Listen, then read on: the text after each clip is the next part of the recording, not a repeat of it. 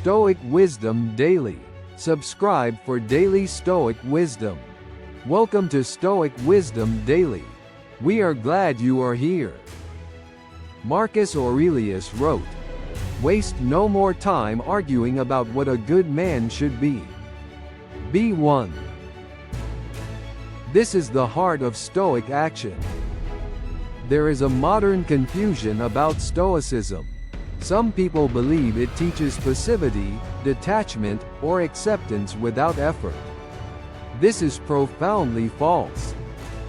The Stoics believed in vigorous, purposeful action. What they rejected was not action. They rejected attachment to outcomes. You must understand the difference. You cannot control whether you succeed. You can control whether you try. You cannot control whether you win. You can control whether you compete with excellence. You cannot control whether the world applauds you. You can control whether you act with integrity. This is the Stoic framework for action. Marcus Aurelius did not think his way to wisdom in his private quarters. He ruled Rome. He made decisions that affected millions. He went to war. He governed. He acted decisively and then released attachment to the results. Epictetus was not a monk in a monastery. He taught thousands of students. He built a school. He disciplined his students harshly when necessary. He acted constantly, with purpose and clarity. Seneca advised the most powerful man in the world. He did not whisper philosophical truths from the shadows. He spoke boldly, acted decisively, and faced the consequences. These were not passive men. They were men of discipline and action. Here is what Stoic action means. First, decide what is right. What does virtue require? What does wisdom counsel? What does integrity demand? Do not let fear or comfort cloud this decision. Second, commit fully to the action. Do not hold back. Do not hedge your bets. Do not do the thing halfway hoping for the best. Give your full effort, your full attention, your best self. Seneca said, "It is not because things are difficult that we do not dare. It is because we do not dare that they are difficult."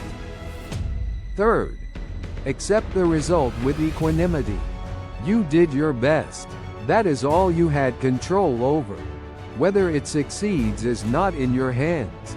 Whether you acted well is completely in your hands. This seems paradoxical until you live it. Then it becomes freedom. When you stop needing outcomes to justify your effort, you become unstoppable. You try again after failure. You try harder after setback. You persevere through difficulty because you know your virtue does not depend on winning. It depends on trying well. Discipline is the practical expression of this. Discipline is not punishment. Discipline is freedom. When you discipline your body to train, you become strong. When you discipline your mind to focus, you become clear. When you discipline your actions to align with your values, you become whole. Marcus Aurelius had a morning ritual. Before each day began, he would remind himself of the obstacles he would face. Then he would visualize meeting those obstacles with wisdom, courage, and patience. This was not passivity. This was preparation for vigorous action. You can do the same. Each morning, ask yourself, what is my purpose today? What actions does my best self need to take? Then do those actions, fully, without hesitation, and without attachment to the results. If you want to write a book, you must write. Not think about writing. Not prepare to write. Write, every day. If you want to be brave, you must act courageously. Not imagine courage. not read about courage. Act with courage, even when afraid. If you want to be good, you must do good. Not intend to do good. Not feel good about goodness. Do it, daily. This is the Stoic way. Virtue is not a thought. It is an action repeated until it becomes character. Epictetus said, "Remember that very little is needed to turn your life around. Not advice, not reading, action."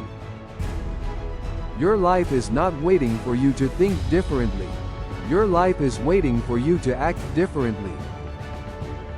Subscribe to return here tomorrow, ready to act.